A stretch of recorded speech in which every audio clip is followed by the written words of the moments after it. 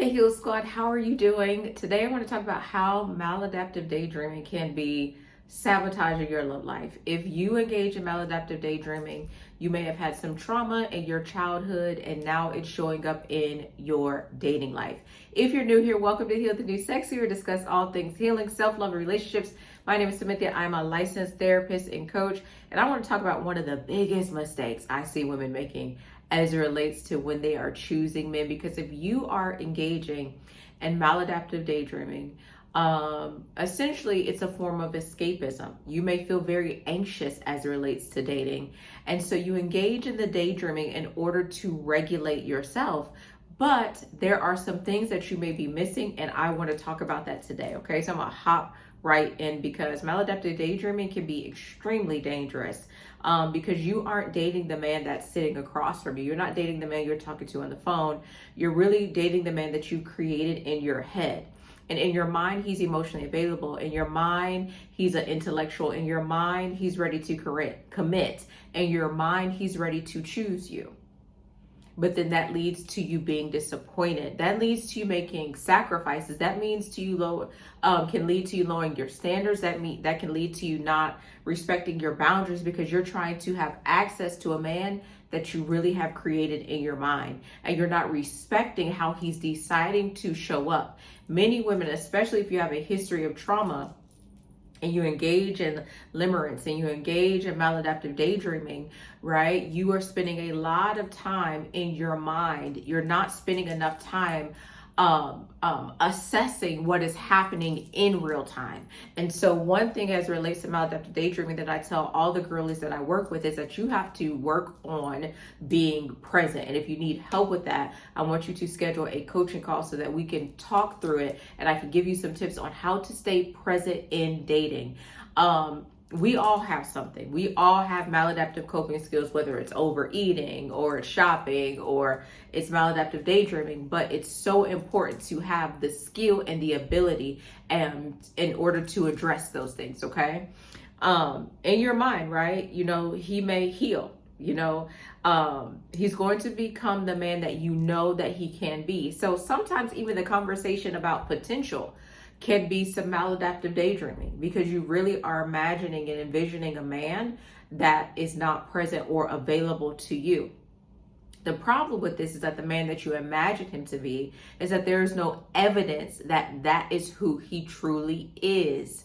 You are imagining certain conversations that you will have, that one day he will choose you, one day that he will love you. And it may not even be one day, because this may be a man that you just met. And so it's like, oh, I'm so excited that, and then it's da da da da da. Like you're like, one day we'll get married, we'll have children. And what you're doing is you may be trying to protect yourself from rejection.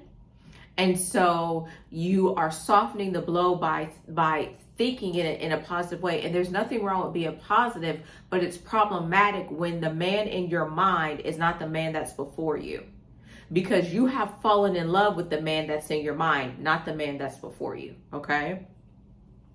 So the man before you, the man in your mind, is not based on evidence. It's based on imagination, and imagination is not intimacy. It's not closeness.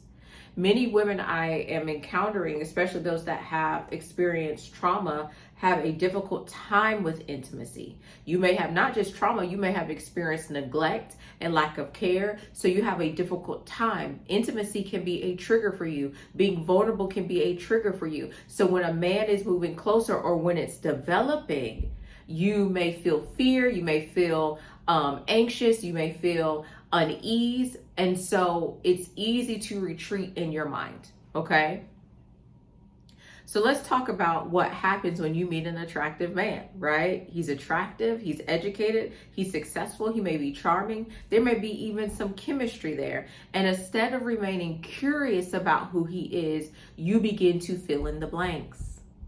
And it's not your role or responsibility to fill in the blanks. I believe a man, especially a healthy man, comes with clarity. You don't have to fill any blanks. You're going to know how he feels about you. You're going to know whether he wants to be exclusive or not with you. You're not going to have to sit and wait around. He comes with clarity. Okay. So then you start creating a story. He seems to be like, he will be a great husband. I can see us traveling together. He'll be such a good father. You start praying for him. You start fasting. You start saying, God is telling me these things about him. And it may not be true. It may that you're spending hours, like maladaptive daydreaming. You can spend a few minutes up to hours daydreaming about his touch and what it'll be like to be with him and living with him and cooking for him and doing all that. It's maladaptive. You don't know him, and you don't know him.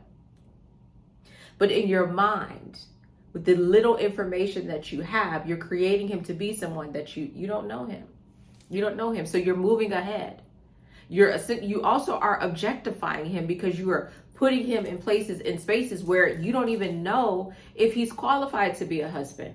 Is this someone who you would really want to be married to? You don't know if he has the skills, the knowledge, or if he even has the desire to because it's one thing to say, yes, I want to be a husband, but that's just word. Does his behavior say that he wants to be a husband? Okay.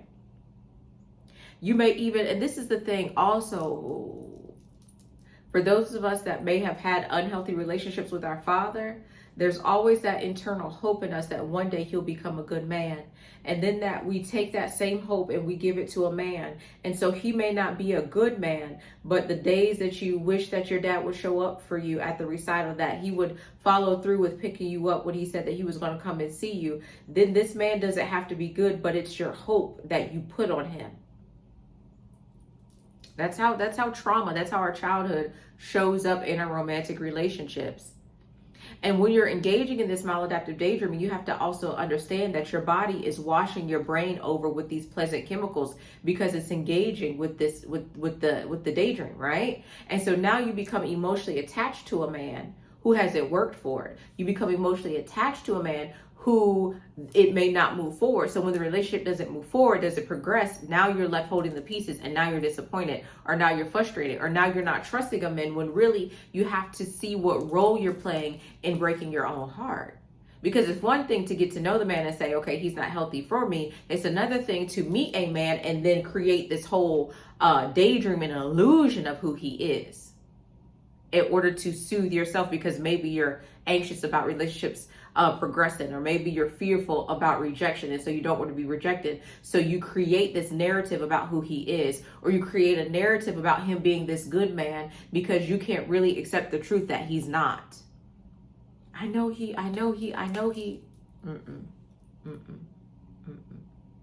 So you become attached to him. You become attached really to the fantasy of him, because the version of him that you're attached to is only the one in your imagination.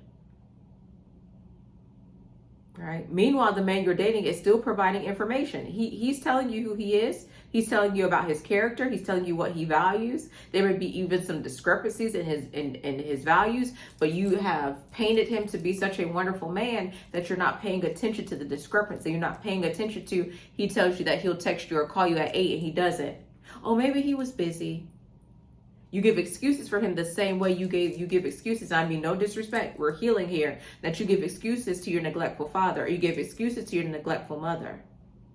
So you talk yourself out of the pain because you're painting a picture of him being something that he's not. Right? You become his defense attorney in your own mind. So you say things like, he's just busy. He's not ready yet. Jennifer Lewis was on Kiki Palmer's podcast, and I think she was talking about her second or third engagement, and she said, oh, he was damaged and you just can't save him. And maladaptive daydreaming will have you saving men that are not suitable for relationship, that are not suitable for marriage. It'll have you minimizing the impact that his behavior has on your life. You see that he's controlling. You see that he's manipulative. You see that he's coercive. You see that he's a liar. You see his past, right? And you see how his past, oh, I'm talking to somebody. You see how his past would adversely impact your present and your future. And you're still willing to tie your life to that because you're so understanding, but really you have been taught, you have been conditioned to be understanding, because the first negative behavior you had to attempt to understand, rationalize, and still love that person was your parents. And this coming from a girl who came from a chaotic home, so I ain't judging you, girl. I may be talking to myself. The first people who were supposed to show us unconditional love didn't. So you go out dating and using sorry if you hear the noise, using the same skills that you had to use in your childhood in your romantic relationship. And it should never be that. You should never see that. And I see this, right, common among highly successful women. Because successful women are visionaries. You can look at a person, you can look at a thing, and you can say, oh, it could be like this, it could be like that. But if we are looking for partnership, then both persons should come ready. Not you having to do the heavy work and lifting to make him be ready. All right, you're going to want to watch my next video where I talk about I don't believe in waiting for a ring. Okay, I know you're going to be like, what? Yeah, I'm going to talk about that. Right? Because many of us have been conditioned to wait. Okay? And if you're a highly successful woman, the skills that you use at work, not every one of those skills should be present in your relationship. The same tenacity you have as it relates to building your brand, you don't need that same level of tenacity to build a relationship, because we both should be coming to the relationship wanting it. Not I have to build you in order to be a partner, to partner with me. No. You have the ability to look at something unfinished. You have the ability to be very empathetic and sympathetic. And so you're bringing that to your relationship, but really you are talking yourself into something that is unhealthy. If that man is not ready to be in a relationship, then he's not ready. And it's not for you. And this is the thing as well, especially for us Christian women, because I've heard this myself. We are taught that we are supposed to be a helpmate, but a helpmate's job is not supposed to take the unfinished work of a man and make him a husband. Oh!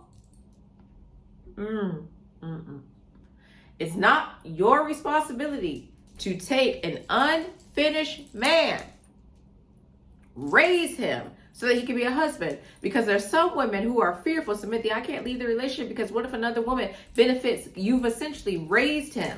So now that he's ready to partner, versus finding a man that's already a partner. He's looking for you. Okay? So let me tell you this, right? That it's really important that you don't allow maladaptive daydreaming to be the vehicle in which you date through. Not you creating this image of him in your mind. We have to respect the behavior and how people show up. Stop talking yourself out of who he is and recognize who he is. You have to practice being patient.